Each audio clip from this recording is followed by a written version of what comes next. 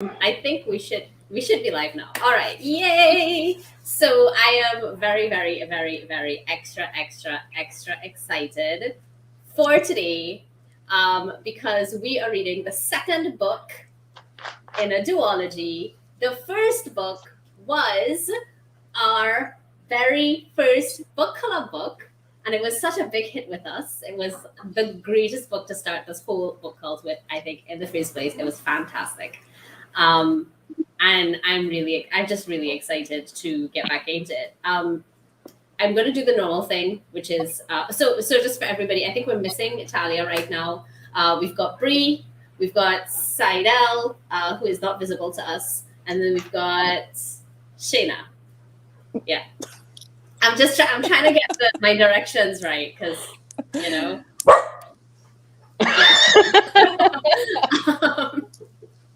That just happened. It did. You're welcome, internet. You're welcome. It was time. It was time. We've been doing this long enough. It was time. I'm gonna read the blurb for Redemptor. Right now that it's here and it's happening, we're about to redempt. Okay, so Redemptor. Now keep in mind, y'all, we're gonna have spoilers. This is not a spoiler-free book chat. Yeah. Redemptor, Raybearer Book 2 by Jordan Ifueko. For the first time, an Empress Redemptor sits on Aritsar's throne. To appease the sinister spirits of the dead, Tarisai must now anoint a council of her own, coming into her full power as a Raybearer. She must then descend into the Underworld, a sacrifice to end all future atrocities.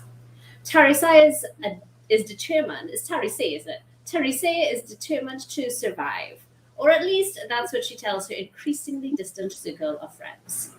Months into her shaky reign as Empress, child spirits haunt her, demanding that she pay for past sins of the Empire.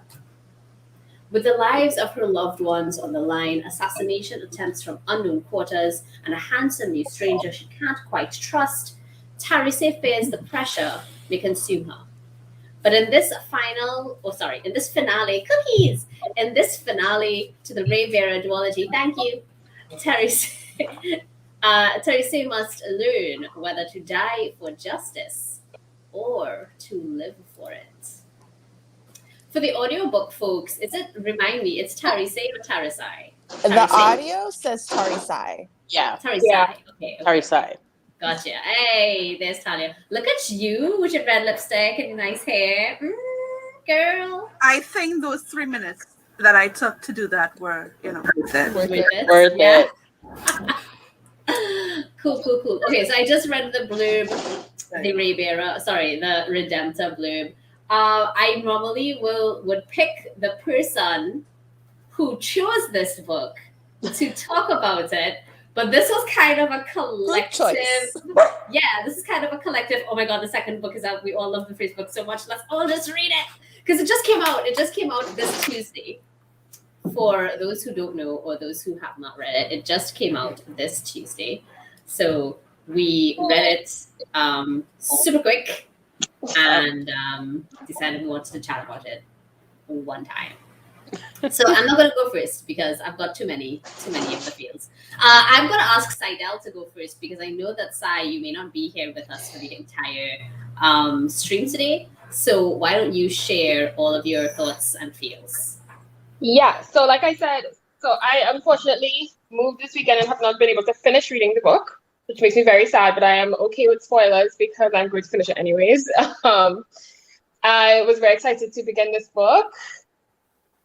I realize now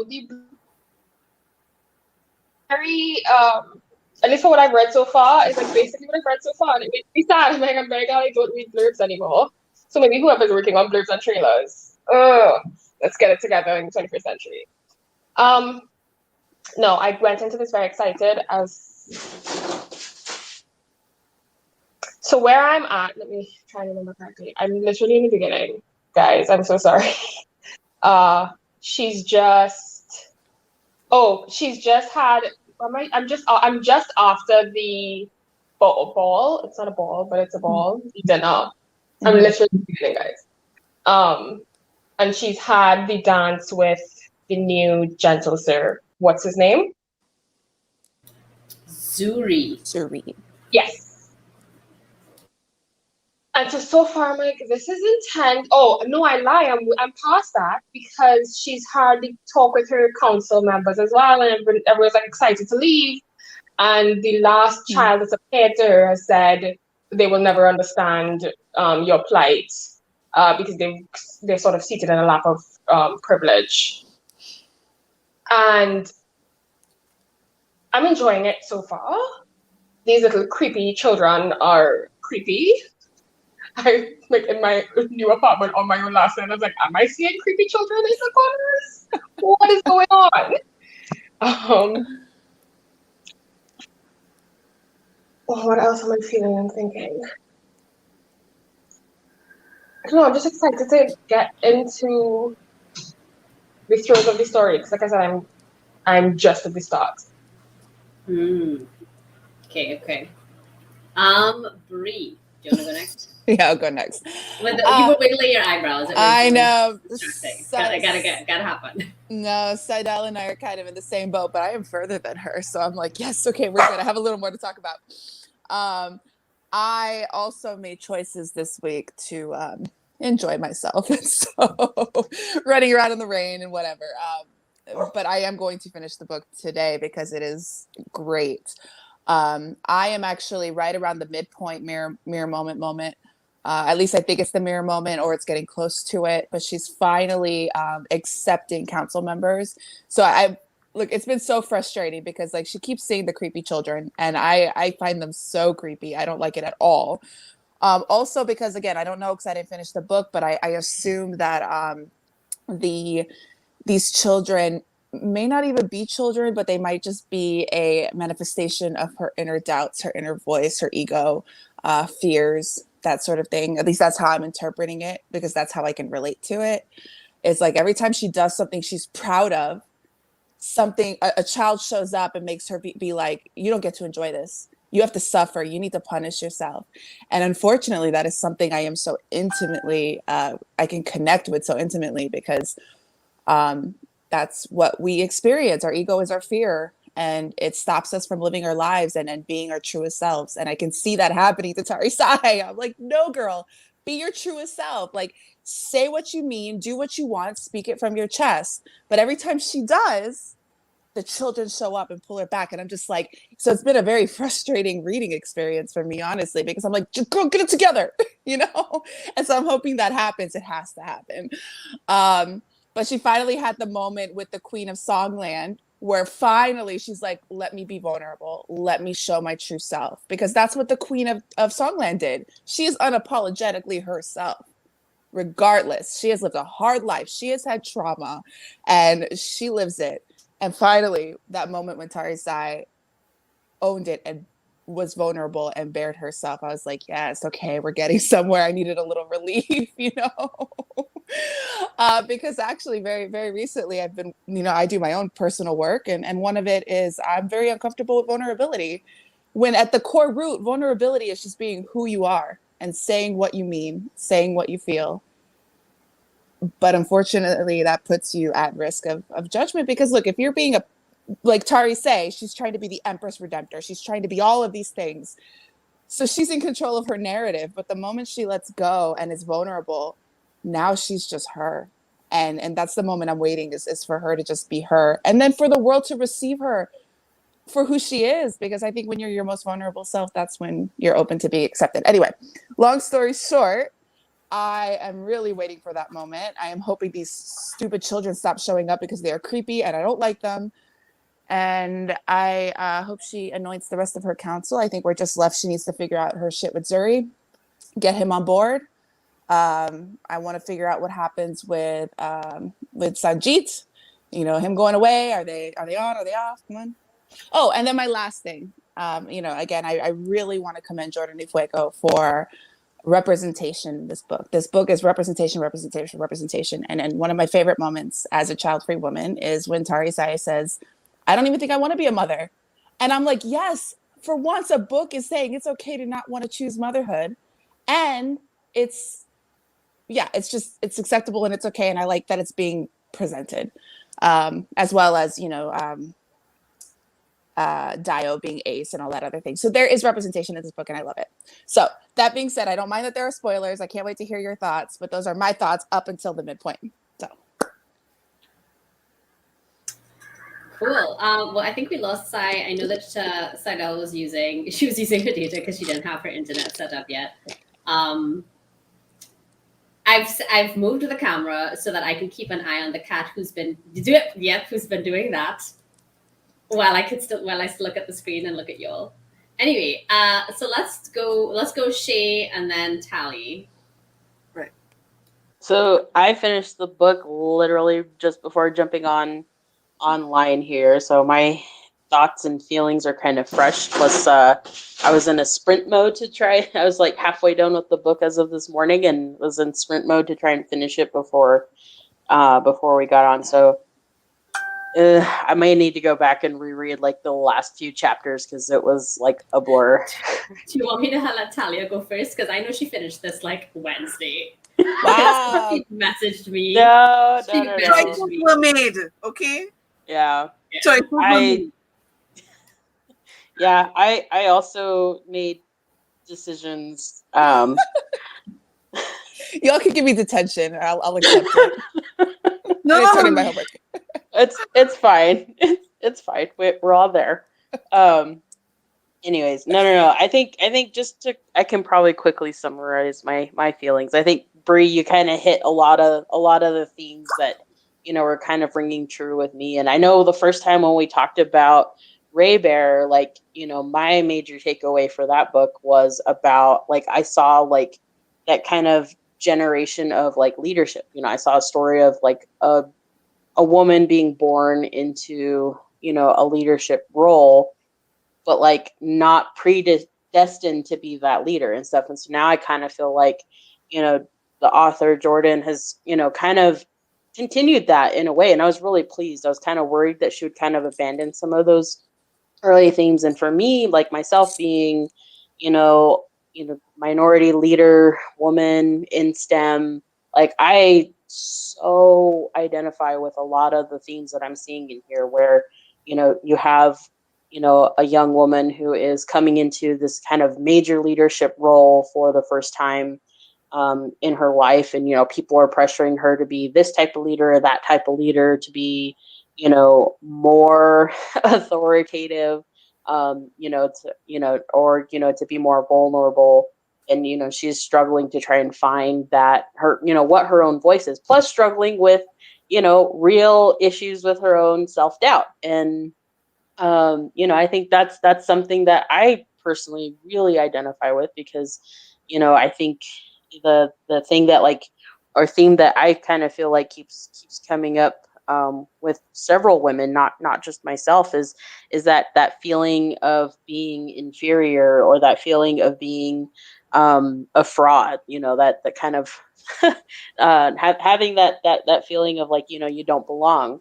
And it's hard, especially like as a woman in STEM, like we're a pretty rare breed, especially those that are leaders.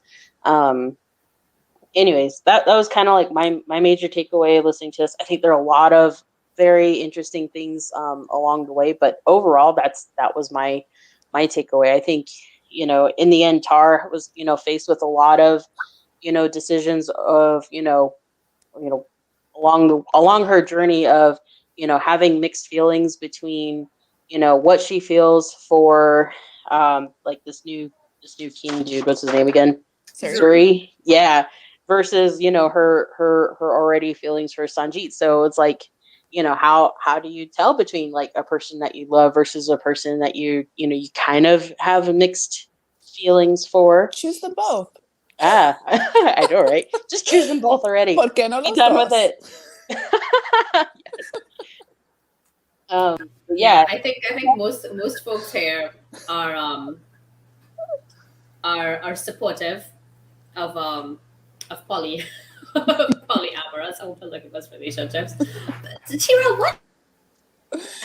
But I think also something I just want to touch really quick. I think it's this fear that a lot of us have, and I think it was kind of expressed in the book, and so it was good to read, was this fear of being not enough or being too much, and feeling that at the same exact time. you know? Absolutely.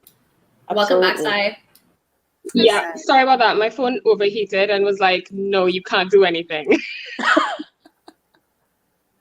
Like, oh Hi, no, welcome no. on way. But yeah, I think overall those are the themes that really stuck out to me. I really identified with things that, I've personally been struggling with for years. Still kind of struggle with to today. But at the same time, it's, these are things I'm starting to come to a point in my life where I feel like I know myself even better than I did, 5 years ago, especially, 10, 15 years ago. And I'm starting to gain that confidence in my own abilities and stuff. So I look at this as, a journey that I've just kind of started to come through and come out to the other side. And kind of be more like that queen of Songland. I'm in the middle of that transition between those 2 points in my life, and it's just kind of nice to be able to read this Ninja, book, right?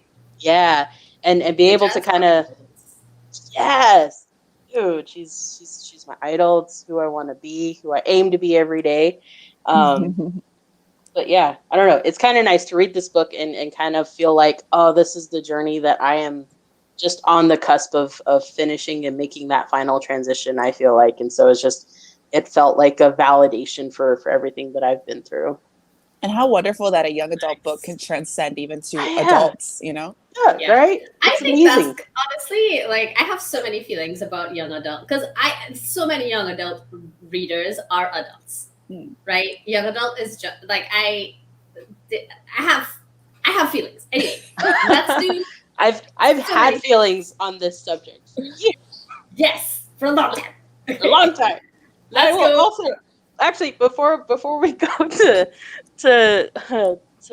Talia, my one last thing is that this is probably the first book since I guess little series since like the Harry Potter series where I've been like, as soon as I got the copy, like the first thing I wanted to do was like run back to my room and just sit and read it the whole way through.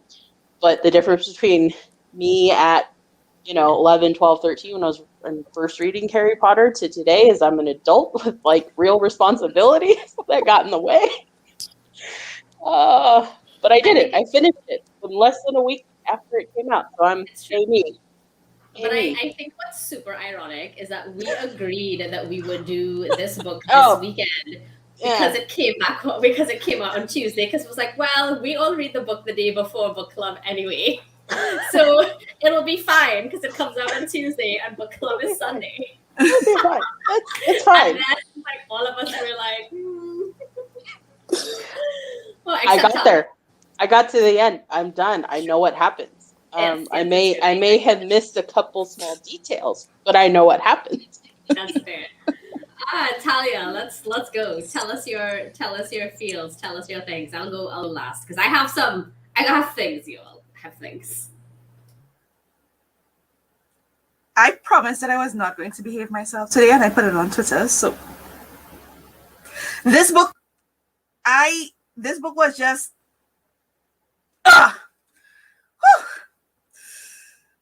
this book took me for a ride. This book ripped my heart out of my chest physically, chewed it up, spit it out, stomped on it, lit it on fire. And I thank it for its duty. I thank the author for the honor. May I have another, sir? Please? Please, sir, please. I am May I have some more? The duology, and it's not like, well, I'm sure I'm gonna have other things that are gonna happen. I am so mad at that. I am pissed. Right? Although I watched the live stream with Jordan Ifueko, and she was mentioning reading the previous book Raybearer to reference other parts for something, and then she's like, I can't talk about it anymore. So there might be another project. I was going to reread the Raybearer, and I didn't get around to it. And I was actually going to read it and then immediately jump into this. Now, this book was such a love story. Like, Dio was just, I think the exact term I used, do I have this the thread up? I pull it up. The exact term I knew that Talia was tweeting about this book, and I was like, I am not going on Twitter today. I refer to him as Ace Daddy Dio because there was a Did baby you say that came Daddy in. Dio? Ace Daddy Dio. I love Oh that. my God! So of this girl that she was trying to save in the previous book, she had adopted a baby who was born with the markings and so on, and nobody wanted to adopt her, so she adopted her. And when they came and they visited where they were, Tarisai went. She'd go to take the baby, and but the baby's eyes were all over Dio, and Dio takes it and it's like, oh well, we'll get this striped lion toy and this toy, and we'll get that crib from there, and after that, every time, like not every time, but like a lot of, like at least 80% of the time that you see Dio, that baby is there. Specifically, that baby is in his arms. In his arms, and Yeah. everything revolves around this baby. There's just some strong daddy vibes. Listen, Mm. Oh, such a love Talia. story. And okay, but let's talk Sanjit and his tea-colored eyes. Sanjit.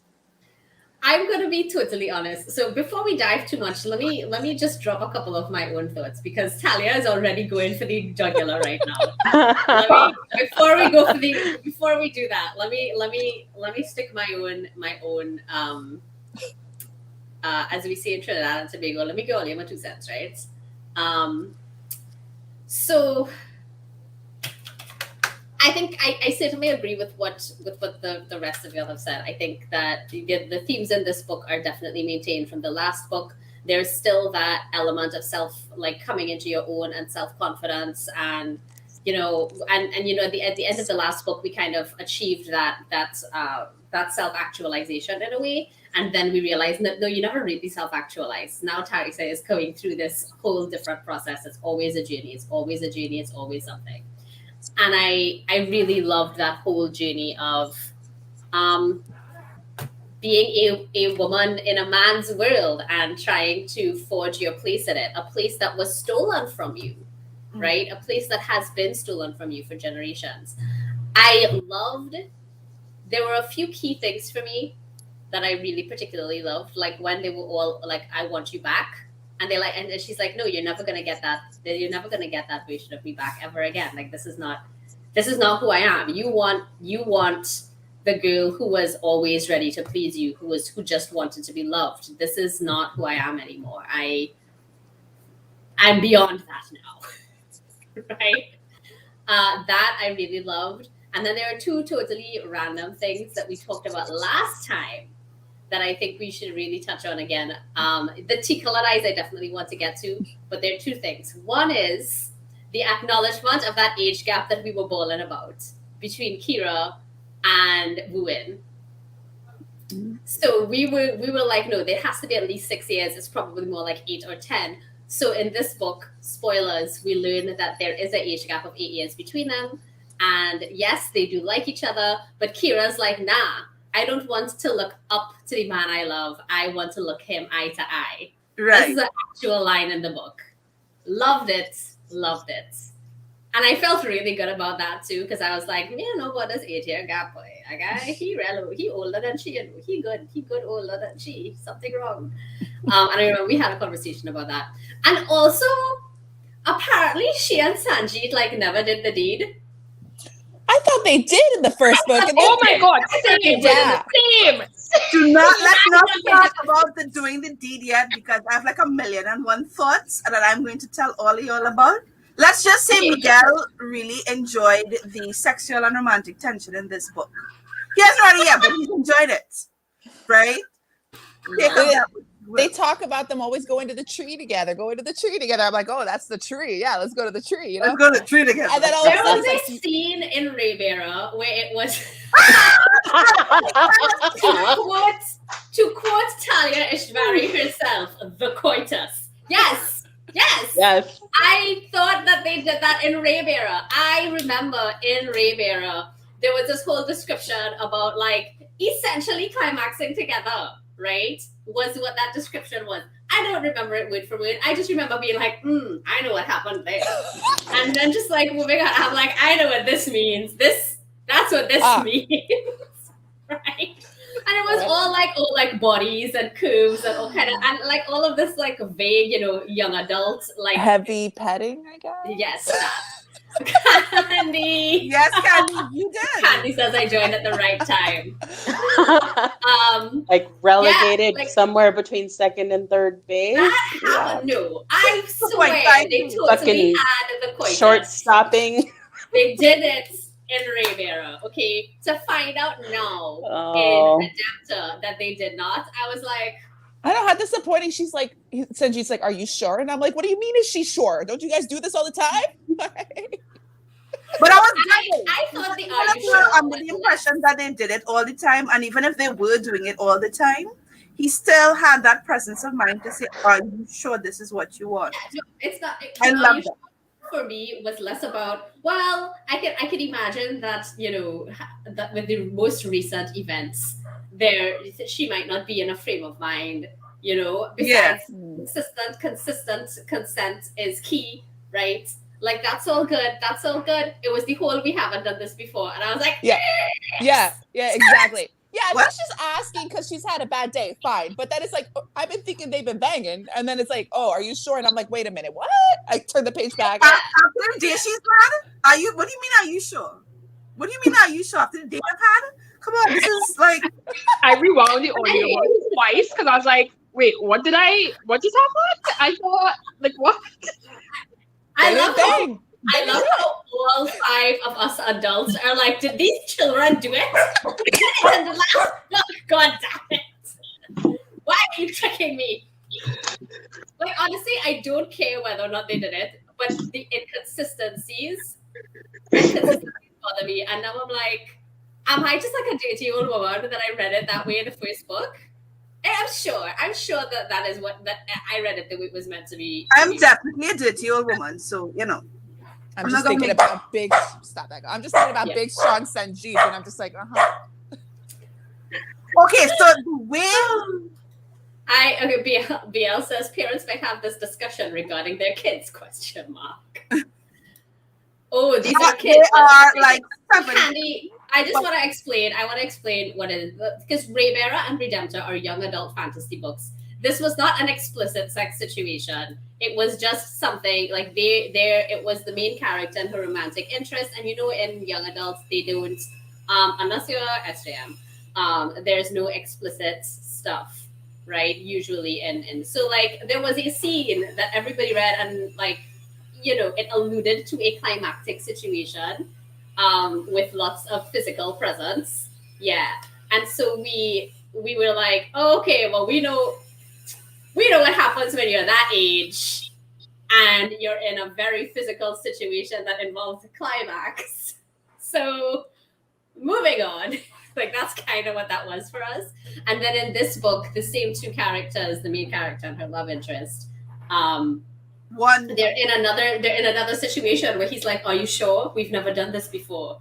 And every one of us who read that previous scene were like, what do you mean you haven't done this before? What did you do before? So that's SJM. What is that? That's a discussion for when we're not on stream. Okay. Anyway, so let's talk about that explanation just confirmed though for me that we are all creepy old ladies imposing ourselves upon the reality of these children. Honestly, it is what it is. I can't. I honestly just I have no problem. Like I was like, it's okay if y'all didn't do it. That's fine. I understand. But I'm also just like, why did I think so? Is this something I missed? And I had thought to myself, I need to go back to that book and see if like it was written differently. Like, how did I miss this? How did I miss this? What? It's just the type of personality we are that we assumed in book 1 that that's what happened. But maybe somebody else would. I was doing at 17, clearly, right? Like, Kids like, what kids are like at that age? Kids like, I know what I was like at that age. Right? So clearly, this is what Kid was doing at 17. If it was very physical and involved a climax, that's what Kid thought it was. Look, when you're alone with those tea-colored eyes, what do you think's gonna happen? And that's oh my god.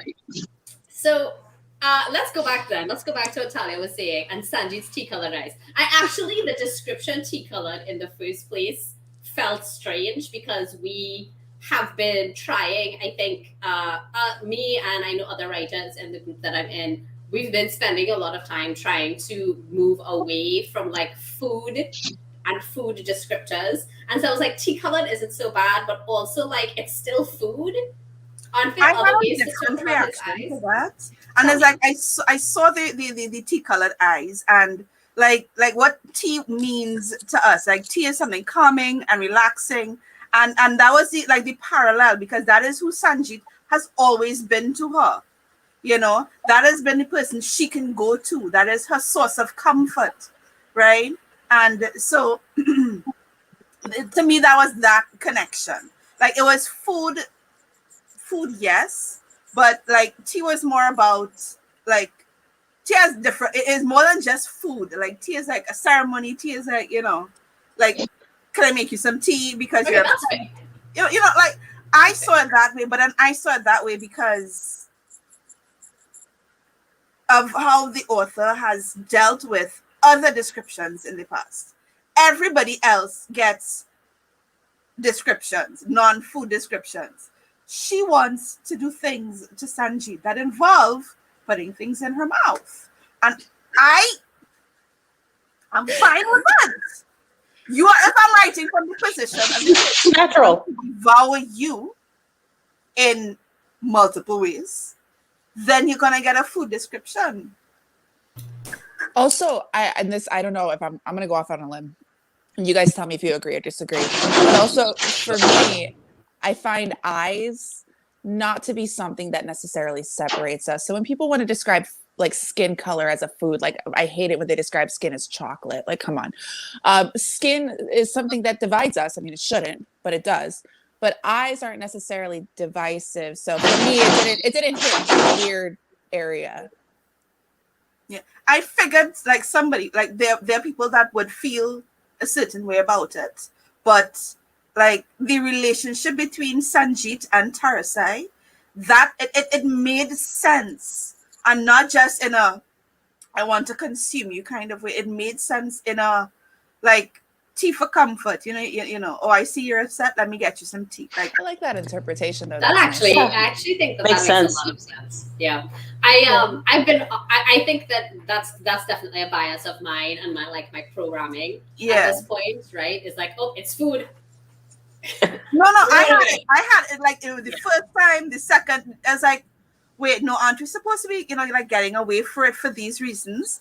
And then I'm like, I went back a bit and I saw the tea colored eyes and you know, like how she felt when she saw him, and it's like knowing what tea is and like what tea means to people, not just as, you know, this thing to drink. It's like, oh, we're out of water, let's have some tea or whatever. No, that's not what was there. It was, you know, it's not a coffee substitute. It's not that. It is, you know, oh, I see you're upset. Let me get you some tea. Oh, you've had a hard day. Let me get you some tea. Or, you know, like, oh, won't you come over for tea, you know? Yeah, and Onwe says maybe Bree's hair is messing with her mic when she talks, and just I don't know. I didn't notice, but okay. That's pretty interesting. I think some of my other qualms with using tea as a descriptor though is not necessarily food related, but like and part of this is just because my husband is a tea snob, and that means that I've had the privilege of looking into many cups of tea at various levels of steepness and various kinds, and that's like anywhere from black to yellow to like brown. Like you could get red looking tea, you could get brown Right. and black, you could get like gold. The green tea is green looking, you know. Like there's all of that, and So it just wasn't clear to you. yes. So for me, Yeah. as a description, she did have moments of description of his eyes that made it clearer what color. And I mean, obviously, we knew that they were brown from the first book, but I think the very first description was yes, Onwe says different teas have different colors. Yeah. Yeah, Maybe it was to be deliberately vague. Like brown is such a beautiful spectrum, you know what I mean? that's so true. But oh my. So it's like it doesn't matter. You're just gonna get some. I think that the extra noise is coming from Del side. It's Sai, is that literally coming not from me. I'm not moving, and my cat is also not moving. Oh, so what is that from? That's so Let me odd. just. I'm on mute, so. Yeah, I'm a meeting in between as well. I don't know. Yeah. I don't know. See, what that is. when Care muted just now, like a lot of that background noise went away. Oh, okay. I didn't even know because I don't know what he. I'll stay muted unless I'm trying to say something. Right. Yeah, but like you Anyway, could get like a beautiful actor that's gonna play this, and you know, I mean, he's kind of coded as being East Indian kind of thing, you know, like from that side of the world, and it doesn't matter what his eyes are gonna be like, right? Like what shade of brown his eyes are, but that we all know that's the color of tea that she prefers. You know, I mean, well, I guess that's fair. like I like there's a thing that like I've said before that there are certain books that definitely need to be translated into movies, and sometimes when you're too focused on what a character looks like, it's hard to find an actor, right? And I think that, for example, like one of my favorite Sherlocks is Elementary, and he is nothing like what Sherlock Holmes is supposed to look like. The actor I think that actually physically looks like Sherlock Holmes is Nicolas Cage. Looks. Okay, let's get back to back to this. Let's get back to Redemptor. Yeah. Back to Redemptor. So we have Sanjeev and his I just want to check. I just want to check out what Onwe is saying in the chat. Onwe says, I think it's a sort of liquid clarity of regular black tea along with slightly red toned brown. I guess that's their opinion on what kind of tea Sanjeev's eyes are. But anyway, I think Talia's point of the idea of not just it being the brown of a tea, but also it encompassing all of the warmth and comfort that is associated with tea is sort of the superseding idea, and less about what exactly the color is supposed to be, but the feeling that it's supposed to provide you. Yeah, I mean, I would probably agree with that too, right? Just because, I mean, when I listened to the audio, so when I heard that description and stuff, like I kind of just I will also claim to be I smiled. Yeah, I thought it was cute and just kind of like let it be and rolled on, because I was like, yeah, okay, I like trying to say that he's comforting, right? And he's trying to expand on that metaphor, yeah. And I'm like, because I'm a tea snob too, because like I have all different kinds of tea, and like for me, I was just kind of like, there's no descriptor, so I'm just going to assume general black tea, some type of shade of brown. But you know, I didn't really think about it that hard. I think the real difference is if it takes you out of the story. Because, for instance, I'm reading another book right now that I won't tell, but they describe skin as chocolate and they describe hair as the texture of cotton candy, and it took me out of the story immediately. You know, whereas tea-colored eyes, I'm like, oh, I can picture that. But the child had hair like cotton candy. I'm like, that's insulting. And so it doesn't even matter if the book is good or not. I'm taken out of it in that moment. And I don't want to be taken out of a book. I want to be in it, immersed in it, and I don't want to come out until I'm ready, you know? And there are other things that like her description of Sanjeet, that it was about the feelings that she would get when she's around him. So like she smelled the leather and the sweat, but like when she's lusting over Zuri, like there was this scene, okay? So I don't think you've gotten it, but I don't think so, but tell me. That's okay, let's go. Right? And they're on the boat and they're going to Zuri's place, right? She went with her griot, darling. And he is there just resplendent in the moonlight. And she is pissed because she doesn't like him, right? But oh my God, is he nuts? She's like, you should put a shirt on. There's mosquitoes. And he's like, I'm wearing eucalyptus. Can't you smell it? And I'm like, basically, yeah. He's like, great. So there. Why are you like this? Never change. I'm upset. Thank you. It's like, what is this that I'm like? And like I looked at it and it's like, okay, she's gonna choose Zuri over Sanjeet because Sanjeet being young and he had his own issues and he had a beautiful arc as well. And I'll get to that in a hot second. But anyway, so the descriptions of Zuri were like, there's what he's wearing, there's what he has put on to smell a certain way, and she's she's enjoying it. She's really enjoying. But Sanjeet, he's like, he hasn't had a bath yet, and she's enjoying him like that. Versus the perfumed, the polished, the debonair, the older Zuri. You know I what would like. mean? I want to draw a parallel here because I actually think this is a great time to do that. Yeah. One of the things that I think really stood up, well, maybe not stood up, but one of the, I guess, I don't know if theme is the word, but one of the threads is that you don't need to love the Raybearer as in the person. You just need to love the idea that the Raybearer represents, this idea of peace, this idea of a united kingdom, right? All of that. So you don't actually need, remember, You don't need to love Tarisai, you just need to love the idea of. you just need to, Right. you don't need to love Tarisai. You need to love the Empress Redemptor. That's what, Right. And those are two Right. different people. And it's Zuri who pushes that to the forefront, right? That thread, or brings that thread forward, so that this is something we can wrestle with, yeah, or that Tarisai can wrestle with. Right.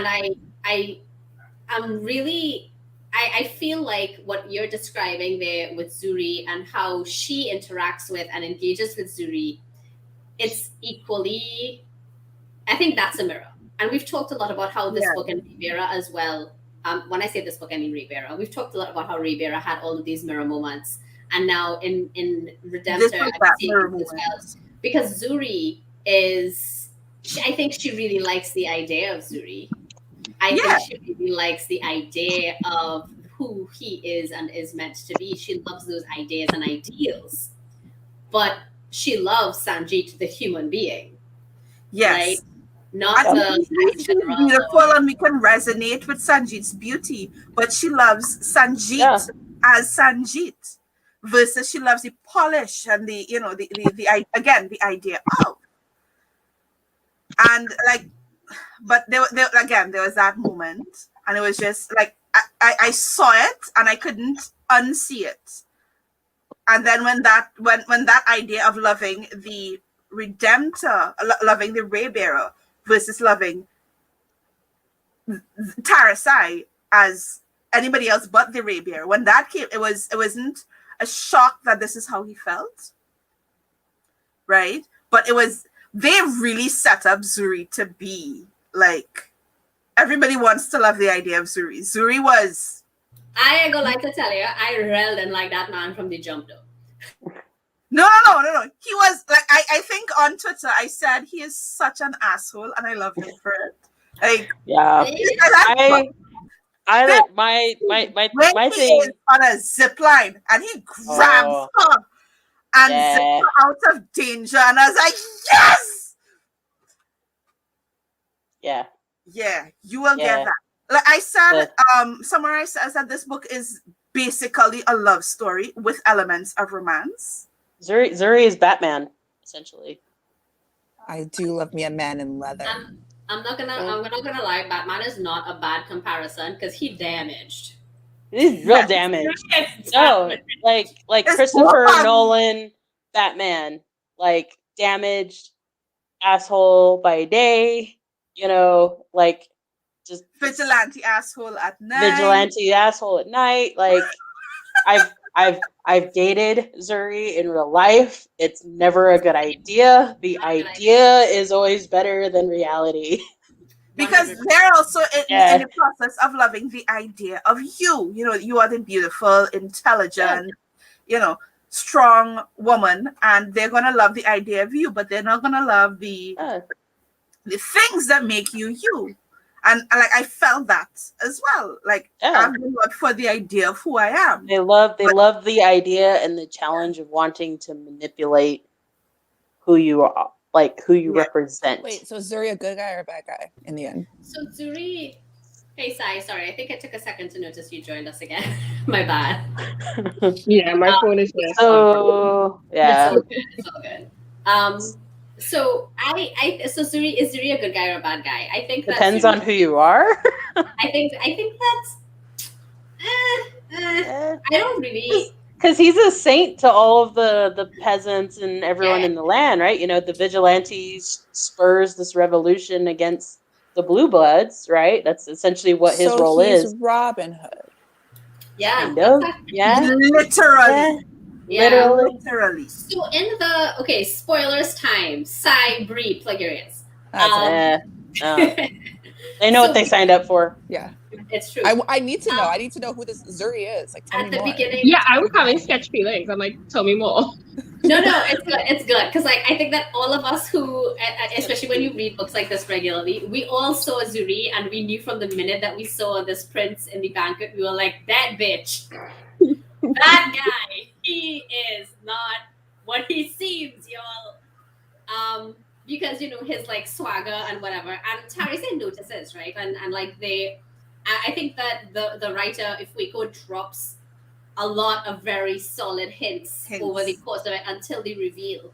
Yeah, Well, swagger is a mask. So let's be real. So that's fair. Actually, that whole drunken Jack Sparrow thing was literally not true because he wasn't even drinking alcohol. He wasn't even drunk. He wasn't drinking. He was just He wasn't- pretending to be drunk because he understood that he was a puppet. And in order to get out of that like I loved him. I loved him because he was such a complex character. And again, that we go back to the whole morally gray You know thing. what complex? I think that he was a very well written trope. Like he was Trope? a very well written trope. He's Zuri's character. You can see, you read enough of this, and you can see Zuri's character a mile away. Once we saw Zuri in the banquet hall, I was like, I know exactly how this is going to go down. You know, I know Yeah, exactly. like I got that, but like when I say Like- complex, like there were so many factors that made him who he was. He Like he was had a backstory. He had a backstory. he had a backstory. He was good. I thoroughly enjoyed reading Zuri. You know what I mean? I I love love Zuri annoyed me. Zuri annoyed me. I was like, okay, so you're playing the little saga boy in the banquet hall. You know, you're playing your little like drunk playboy scenes. All right, no problem. I'm willing to bet you are the rebel inciting all of this BS. Yeah. All right, cool. Let me find out. We'll find out, you know. We'll find out soon. Right? Then we saw like the assassin, and we were like, well, I say I mean me. Right? I was like, maybe Zuri have something to do with this, but I doubt because I'm sure the crocodile is going to go from enemy to ally. Let's wait. Let's find out. Let's see what happens. And then, you know, and then when Wuin joined the scene, I was like, okay, I know exactly what's I was just like, but I will say that I think that Zuri was a great mechanism to get from point A to point B. Zuri was a great mechanism to carry Tarisai from point A to point B, from X to Y. And I don't think, and even if, and like the thing is, you as a reader, you know, and even as a writer, I think you see this and you see what's coming with this character from a mile away, and it changes nothing about how enjoyable it is to actually experience that journey. I do want to make that clear. Like, this book was thoroughly enjoyable, just as enjoyable as Raybearer, if not more so. That's definitely something I know writers are always worried about. They're like, oh, but what if they see it coming? There's nothing wrong with seeing it coming as long as it pays off, as long as the payoff is worth it. It's not cheap. It's not a deus ex machina. The fact that if your reader figures it out, awesome. They're going to feel great about figuring it out too. They're going to be like, I knew it. But sometimes you can surprise them too, but it's not a bad thing when you get it. It's not, if it's paid off correctly. Yeah. And it was a great ride. Like, and I enjoyed disliking Zuri. I think that that's important to say. Is that I thought he was. I forgot. I was like, people are gonna hate him, and I love him so much because he was such an asshole. Yeah. No, I loved him because he was an asshole. Like, yeah, it's like he's like, listen, like basically, he's like, listen, I know I want to achieve, I know I had to do, and I'm not doing it for me. So as far as I'm concerned, however it get done, right? Do I have to love you? Do I have to love you? Do I have to love the person, the idea of you? Do I have to love your title? Whatever it is I have to love? Bitch, I love it. Okay. Now let's get on with this show. Because this is what I need to happen. That's fair. So how did we feel about finding out that Zuri was one of the council members for Tar's mom? That made sense. What? Oh my Yeah. god. I was like, You know, I purposely didn't say that. It's okay. I love it. Like I either experience it in the book or I'll experience it with you guys. And I love shared experiences. So we're good. When they encounter so at some point in the book, not far from where you I are had to now- say it. Yeah. Yeah, it's fine. There's one more thing that I'm not saying, but I'm sure you know what it is. It's the one. It's at the end. You know. Yeah. Okay. Yeah. So, when Wu-En walks in, and you two, I don't think are very far from it, but at some point, Zuri self, Tarisai needs to train to get to like survive the underworld essentially, and Zuri invites. I think it's Yan and Wu-En and Irie, right? And Irie. Baby's Irie. I'm trying to remember the girl's name. It's UN. No? it feels like it's UN. I think it's Yeah. Yeah. I'm But that was the pretty girl sure it that is. he was trying to save to the prevent girl from was on Huanghua was the Phoenix, the water Phoenix. Yeah. Yeah. I don't know. My brain is not doing names right now for some reason. Anyway, so Zuri brings them from Songland, right? Oh, hello. Zuri brings them from Songland, and with Wu-En. And Wu-En, Tarisai is like, how do you know each other? Like, how do you know each other? What's going on here? What's the scene? What's the deal? And Tarisai, Wu-En is like, well, I promised I wouldn't tell, right? Like that was a condition of whatever. And she's like, okay, fine. Like, yep, mom again. Yeah, and well, yeah, she as soon as that happens, it's like, oh, there's a lady connection here. And then later on, Zuri begins to teach Tarisai some things about her power as a Raybearer that she and Dio don't know, right?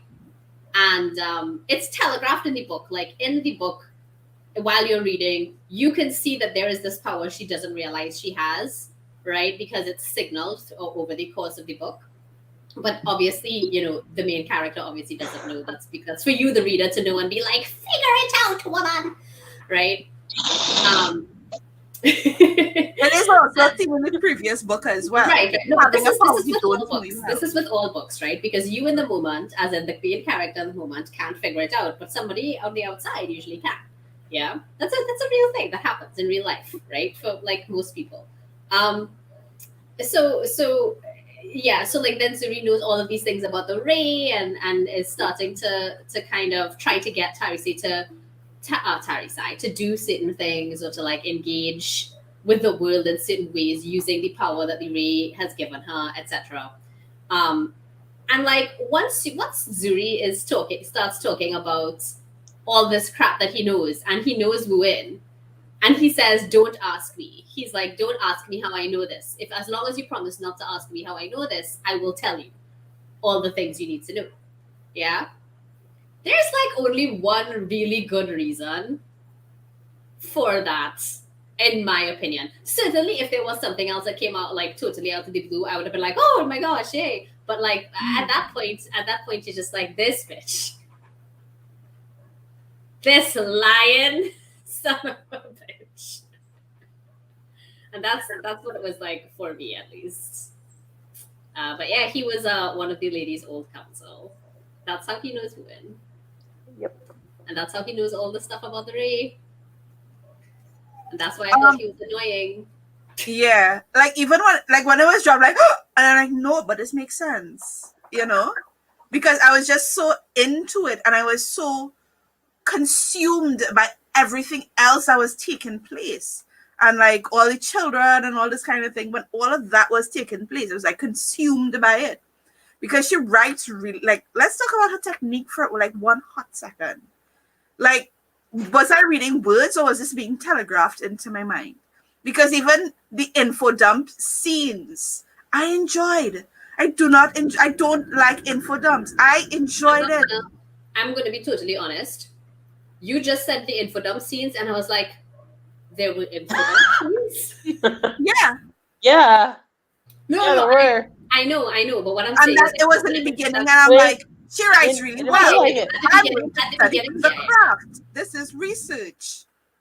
And then I start, and I'm like, okay, this is the scene. This is going really well. Oh yeah, I'm liking this.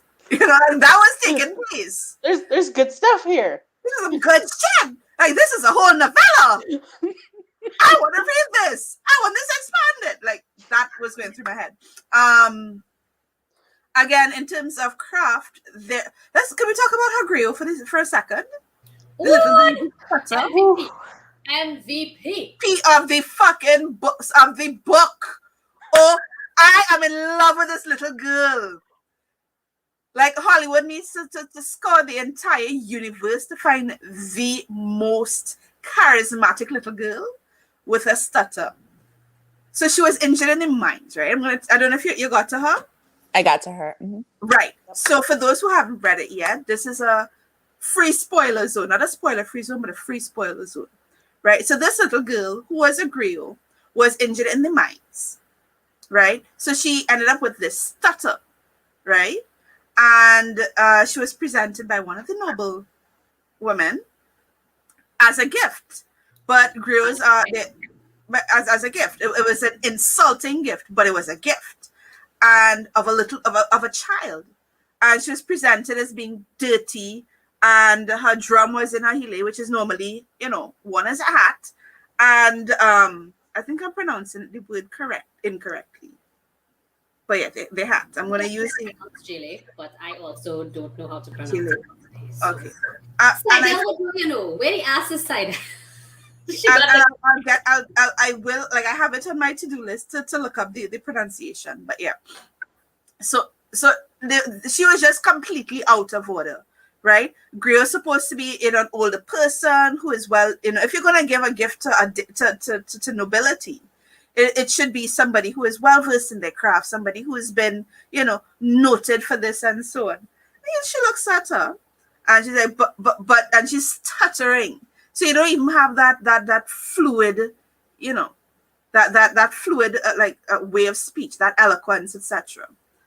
And so she dresses her up. She does great at her job, because when she starts singing, she might stutter a little bit in between, but when she gets going, which, by the way, Jordan did extremely well, putting little stutters in between, and then fluid flow for the rest of the book, for the rest of her song and so on.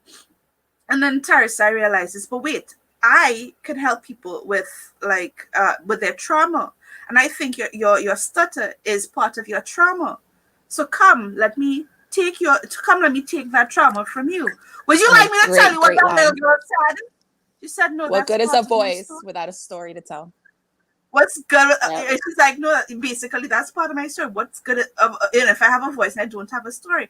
And that kind of started unlocking. And that little girl. That's what did it.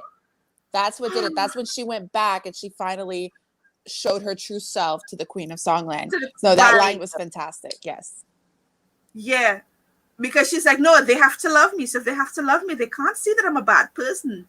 And all they were seeing was this polished, emotionally photoshopped person, right? And then when she says, look, I did this. I tried to kill Dayo. I'm a bitch. I'm a bad person, right? And she's like, oh, yeah, well, I can understand why you did it. You were lonely, and she had to show that she was so lonely and so unloved. And it's like...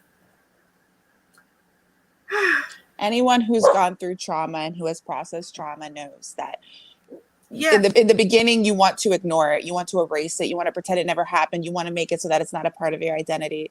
But when you finally accept that it is part of your identity and it is something that happened to you, but it is your narrative and your story to tell, you can make your trauma part of who you are, not in a bad way, not in a, it happened to me, it's so sad, but I am strong. I am a survivor, whatever your trauma may be. So I think in that point, that was the beautiful moment where Tarisai, stopped hiding the horrible things she did that weren't, most of them weren't her fault. But they weren't even her fault. The lady had manipulated her. Does that make her a terrible person? No. You were manipulated. You were a victim. And it's part of your story. You are not that anymore. So that was a wonderful part of the story. And then she got to the point where she realized, because, of all the other things, where she realized that, but wait, I am loved. I'm loved not just by Sanjeet, as a lover. I'm not just loved by Dio as, you know, you're part of your circle, right? But like her council, her circle, they loved her completely differently.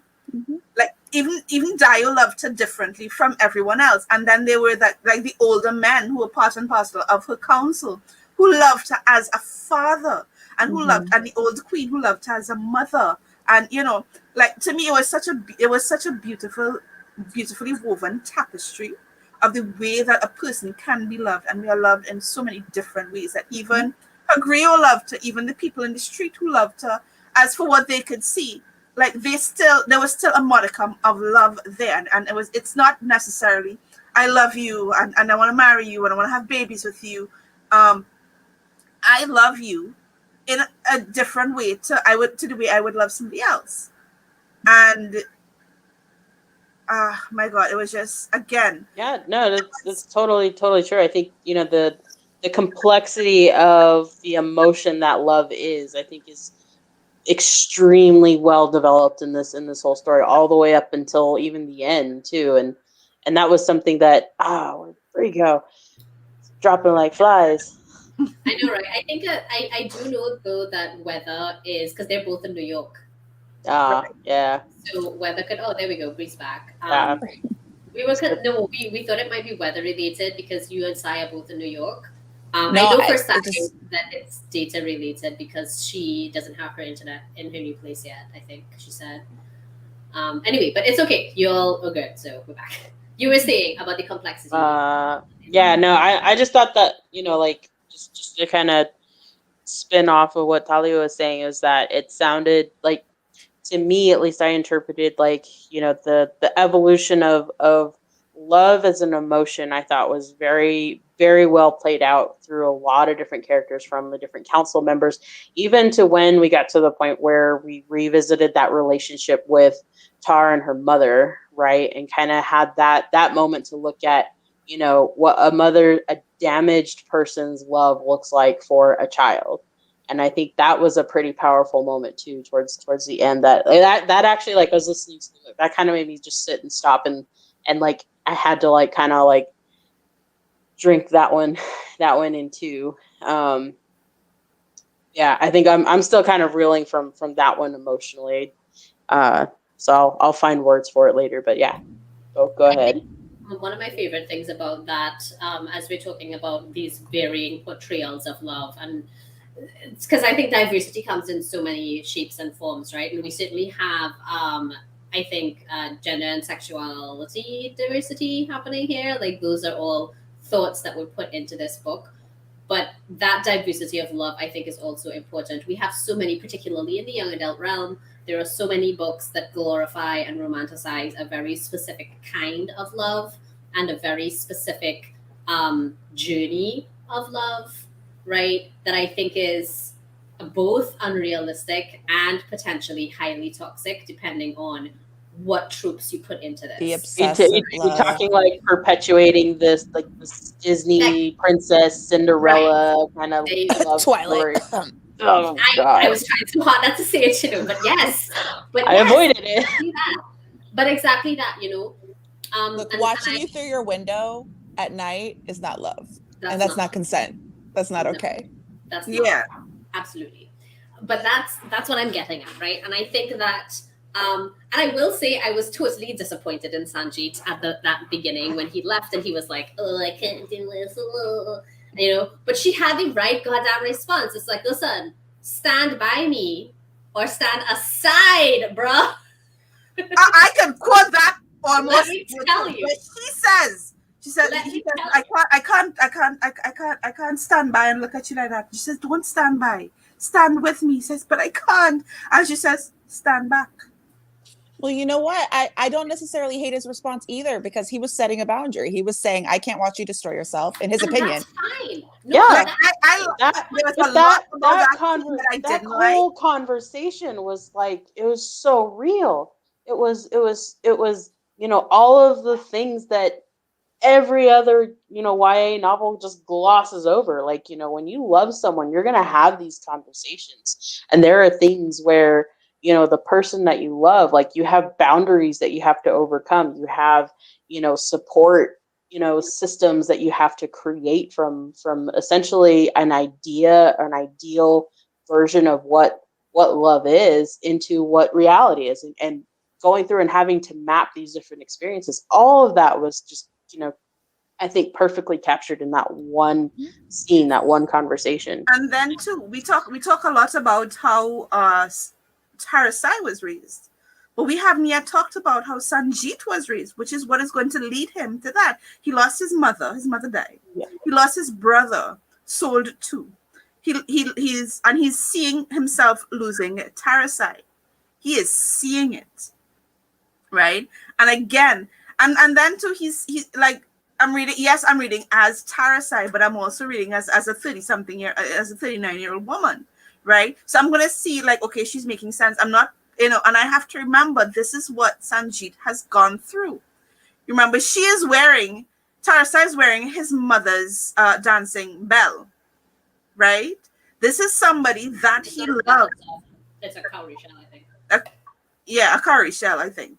Can't remember, but anyway, she was wearing it. She was wearing an item of his mother's.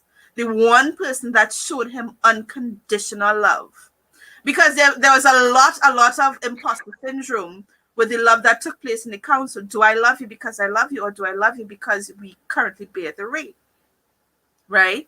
And he is struggling with that, and he's struggling with how am I going to love you, because again, she was lying to him. She was lying to him. She was perpetuating the lie that nobody would understand her. She was perpetuating the lie that, and these children were coming to her and they were telling her things, and she was responding to those things and not telling them that this is what was happening. And they were seeing her literally.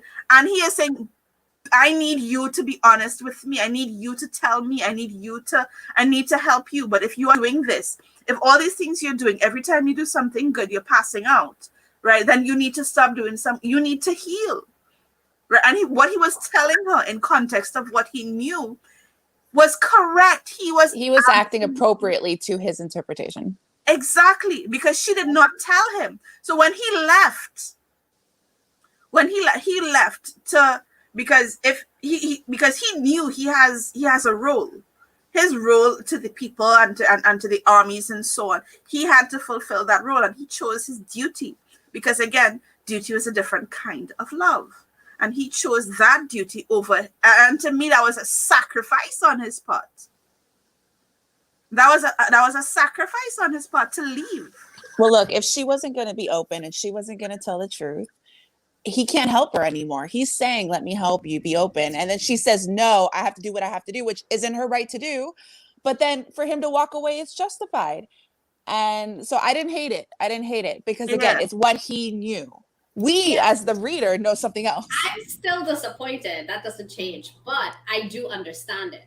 And my favorite thing about that is that that Sanjeet came back and was like, look, I probably didn't do the right thing there, and also didn't realize the things, like I didn't realize and acknowledge the things I should have. Like now having gone off on my journey and done the things that I had to do separately, I figured it out. But I needed that time to figure it out. And I think that's fine. I think that's great. I think that was healthy. That's exactly what I'm getting at. That's exactly what I'm getting at. Take a step back, revive. And to me, he had like a mini, like, again, that this mirroring, right? Where he had his journey that he had to have separate and apart from the rest of them, where he had to have this journey separate and apart from her in order to grow as a person, so that he could be the Sanjeet smelling of leather with the tea-colored eyes that she needed him to be. Right? She needed him to be a certain way. He needed to be a certain way for her. And they didn't know it, but they just had, and sometimes you just need to separate and be a better person and then come together. You know what I mean? So that can be, that can grow together the way it needs to grow. And I liked this scene because it's not something you see in YA. Mm-hmm. Right? He did his own growing to become, and he came back for her. He came back to her, and he's like, okay, I didn't have the tools I needed to be there for you, but I have it now. Well, and I love it happening for these characters too at like 17, 18, because these are lessons I didn't learn until late 20s, early 30s. So Right. it's refreshing too. And like I said, I Yeah. think that's why these books also resonate with us, because we're like, some of us just learned some of these lessons and we're like, no, it's okay to walk away. It's okay to step away and come back stronger. Walking away doesn't mean you're giving up. And that's the thing. Even if it felt that way, maybe. Mhm. I haven't gotten to the part where he comes back yet, but I'm assuming you're refreshed. You figured it out. Yeah. And I can't talk enough about how much I love that depiction of, like, this book has some properly healthy relationships. That is not something Hashtag that goals. I think, yeah, hashtag goals for real. It's just not Hashtag. something that I see in a lot of, not just YA, but I don't think I see it in a lot of adult books. I will say that I have been corrected about romance. I haven't read it yet, but I was talking with the same writers group about how much I just don't like reading romance, because so much of the romance that I've experienced in reading, not necessarily in real life, though there's been some of that too, sure, but so much of the romance that I've read has just been so gross and toxic and like not cool. And so I stopped reading romance or anything that had any kind of like strong romantic subplot of that kind, right? That was like that. I just didn't enjoy it, and I was like, no. I was like, no, I'm just not going to do it. And then they were all like, oh, no. You need to read these writers because these writers get it right. And I have a list that I'm going to go back to read eventually when because Lord knows they grew my TBR like by 10 times. But it makes me feel good to know that those exist, but I haven't read those yet.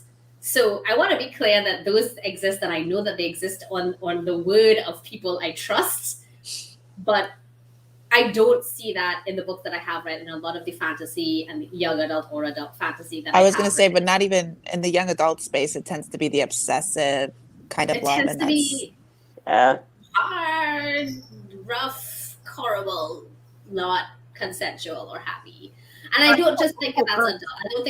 I don't just think that's young adult. I think that's also in the adult space. And one of my favorite things about this book is just that it depicts decent relationships, realistic kinds of like realistic engagements around love and communicating, not just communicating to people you love romantically, but communicating to people that you love, full stop, right? Romantic or non-romantic, right? Just people who you know, who care about you, just with your family and with your found family, right? Because I think that many a time that is often more important than the family you were born to, because the family you were born to, you will obviously learn certain habits of communication from them that aren't always healthy, and then you have to work this shit out with your found family, which is right? literally what took place between Exactly. Sanjit and Tarisai, because what types of communication did they learn during their formative years, right? Because if I remember Criminal Minds correctly, right, your love map takes place before you're 12, right? You learn how to love before you're 12. I've even heard before 7. Right. And what was taking place with Tarisai before she was 7? What was taking place with Sanjit before he was 12? Right? And so for them to come so far, right, without confronting themselves, right? Because what does Tarisai know? Tarisai knows how to be by herself. Right? That is what Tarisai knows. Tarisai knows that if she needs to get something done, she needs to be alone. Because being alone is all she knows. Right? If that is not a hallmark of women in leadership, I do not know what is. Right. Yeah. Well, and I loved what you said too about how found family, you have to work at it, and family, it's not necessarily the true, because it's true. Like, I have a platonic life partner, my best friend. We're going to live life together forever, regardless of who we marry, if ever. But we have to communicate, because we don't have to be in each other's lives. We could leave and never see each other again, but because we want to be in a life together, we talk, we communicate, we talk about the hard stuff, we work through it. Whereas I just recently, cut off a certain parent because I'm not okay with the type of relationship they want, basically no effort. And when I set the boundary of, if this is the relationship we're going to have, I don't want it, whatever, I get, you're punishing us. This isn't, family is family, family is forever. And I hate those lines, because you're trying to excuse bad behavior with the word family, and you can't excuse bad behavior with family. So in that case, yeah, found family, you work harder, but it's important and it's meaningful. Yeah. Yep. What is that? What is the full phrase? The blood of the battlefield is stronger than the water of the womb. Yeah, blood of I the think so. covenant It's thicker. The blood of the covenant Is thicker. than Yeah. the water of the than womb. the water. Well, battlefield, covenant, whatever. Close enough. I was close enough. Close enough. Close enough. Yeah, because Wow. like that phrase, blood is thicker than water. The full phrase, I think, is that one, the blood of the covenant. But you learn toxic behaviors from family because it's family. No, that's not okay. I think I wrote I started doing a writing question every week on Sundays. I don't know why I decided Sundays was the day for that, but it's what I do now. Sundays, I do a writing question on Twitter. And one of the responses, I think my question today, because my brain is not working, is what is a scene, or what is the hardest kind of scene, or the hardest scene that you have had to write, or what's the hardest thing for you to write? And one of the responses was that a main character basically just like slapped her love interest and walked away because the love interest was trying to convince the main character to reconcile with a toxic person because they were family. And the main character was like, bitch, no, and walked away. And I feel like that was because I agree, right? Like we come from, I think particularly, perhaps all of us here, I know that in the Caribbean for sure, Shane and I have had this conversation definitely with many indigenous folks. I think this is maybe just a thing with many people of color or like BIPOC, is that we have this ingrained idea around family and what family is and what the value of family is. And I can appreciate that so much of that comes from simply being torn away from your family, having generations of people and families broken non-voluntarily, right? Among other things. And we have that like tight-knit vibe of family and what family is supposed to do for each other. But that's been polluted and corrupted over time by so many things, by capitalism, by continued colonialism, by the patriarchy, right? All of these. I mean, even just things as easy as issues with drug and alcohol addictions, right? And it's and the inherent like abuse that can come with that, and exactly being in poverty-stricken situations where exactly you're kind of pitted against each other in a way over few resources, and you mix all of that together, and it's just we may be calling the pot kettle black, but I mean it's not a healthy environment. Not a healthy environment. Place. Yeah. And so we learn, but it's so deeply ingrained and it's so deeply maintained in families that have experienced this, that family is family, and that's the only person and the only people that you have. And I appreciate where it comes from. And I can appreciate, like, this is a thing that my grandmother and all will tell me. Like, my grandmother still will say that. My mom, to a lesser extent, I think if you're watching, you can weigh in, will also tell me that. But I also think that with each generation, we unlearn a little bit.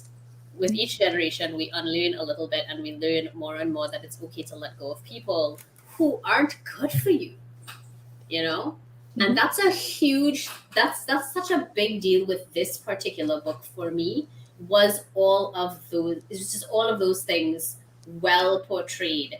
That struggle was well portrayed, especially, and I think Shayna, you're the one who brought up at the end there where she meets the lady again. And there's that betrayal again, and like we knew it. And that was also another thing that was really, really, really clearly telegraphed when you get to that point, and it's just It's too real. It's too real. it's way too real. It's upsetting in all of the too real sense kind of mind. And that's kind of why like I literally had to kind of just sit back and process my way through that, right? Because there's so many instances of that. Thankfully personally, like I've never had to experience that like directly. Like I have, thankfully a very loving family, and we're all very tight knit and close, and but it's not far off from my direct family. I move over to some other family members that I know, grew up with, that have struggled with family members that are just not healthy to interact with at all, and it's devastating. Like I've been personally hurt by the relation, like how bad the relationship is, and how it can kind of spoil things, not just for the children involved, but the rest of the branches of the family too. It ripples all throughout. And I could, just having going through that scene with Tarisai and her mother, like it hit me hard. It's real. And I think it's prevalent across, especially a lot of we'll say cultures of diverse cultures. I'll just say that. Yeah. Yeah. Like I Always says, sorry. always says, I think it's also important in interactions with older people in the Caribbean to keep in mind what was embedded in them during their own early years. It's really, really hard to change how you react and apply new perspectives to those visceral responses. Yeah, and I'm not saying that that's not true. I'm just saying that that is why, for me, it is important for each new generation to unlearn those things, right? Oh.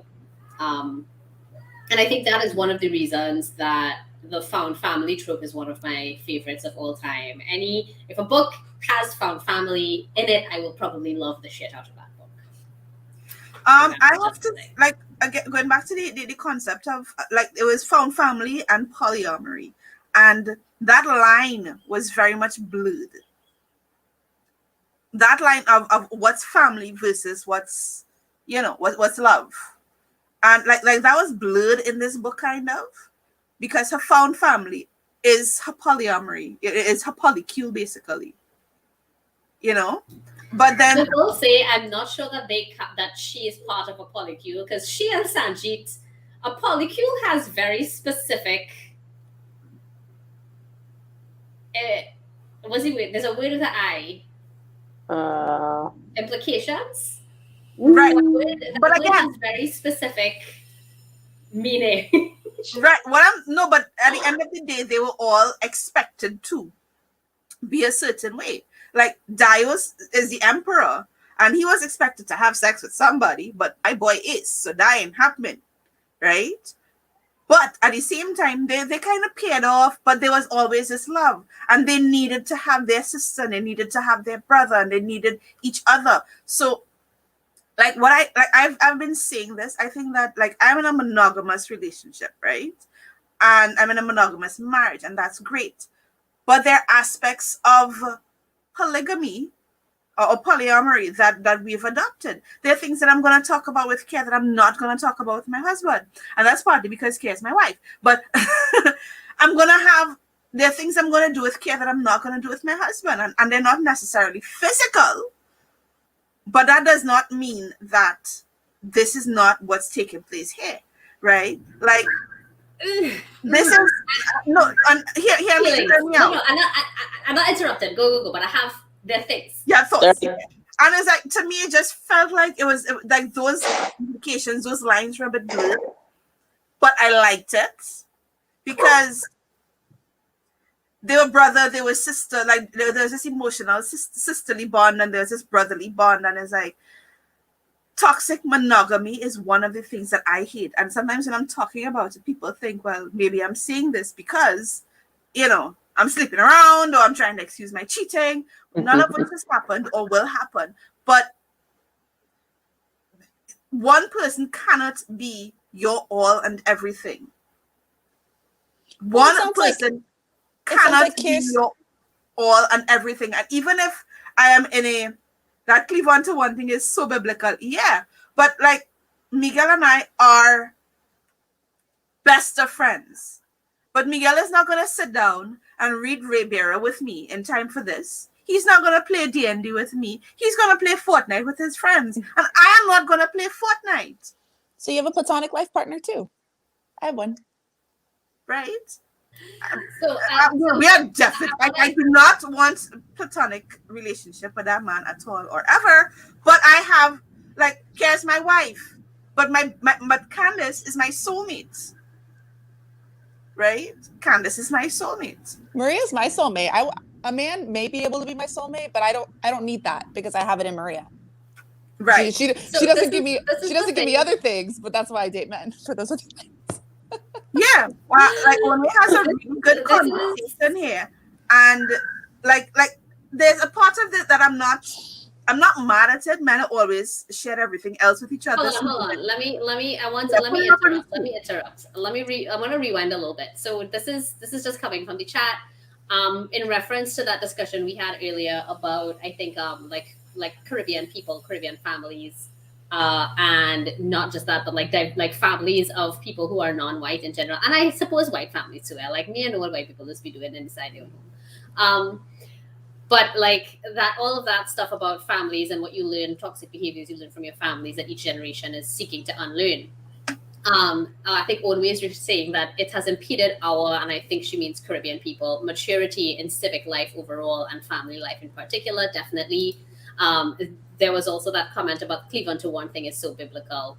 Onwe also says men have always shared everything else with each other. So many men keep most of themselves only for other men traditionally. Women, on the other hand, have been prevented from doing the same through isolation from their family and general friends.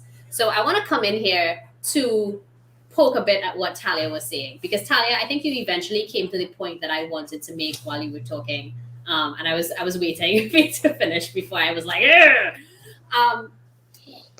one of the things that bother me, I think, about the way romance is portrayed, the romance is portrayed in general, is that idea of just one, of only one, of always one, of a single other person. The one. And like you said, yes. And like you said, Talia, no one person can be everything to one other person.